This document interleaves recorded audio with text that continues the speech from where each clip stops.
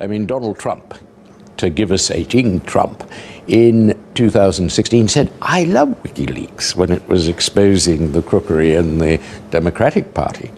But now his CIA director says arresting Assange is a priority. Now Secretary of State. Yes, now Secretary of State. And so does Jeff Sessions, his Attorney General.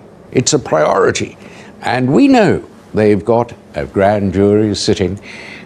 The charges add up to 45 years, the same as the charges were brought against Chelsea Manning.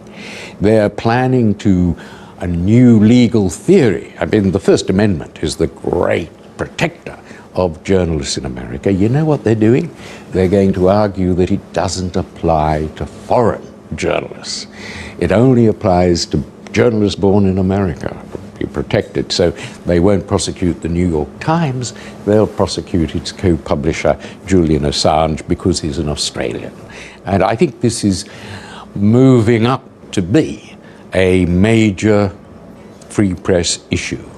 He's been in the Ecuadorian embassy for 6 years.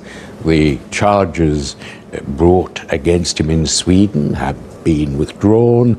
He only has America to fear. If he leaves the embassy today, he'll be arrested, held for a short time for breach of bail, and in that time, the U.S. Foreign Secretary will order an extradition request, so he could be kept in prison, a real prison, for years, fighting that U.S. extradition request to prosecute him as a spy. And I think this is really unsatisfactory, and it's odd, I'll say that the forces of freedom in the world don't actually get behind him. He's a difficult person. He's on the autistic spectrum, he thinks. But he's had all internet communication withdrawn. He now lives as a prisoner. He'd probably have more freedom if he was moved to a British prison.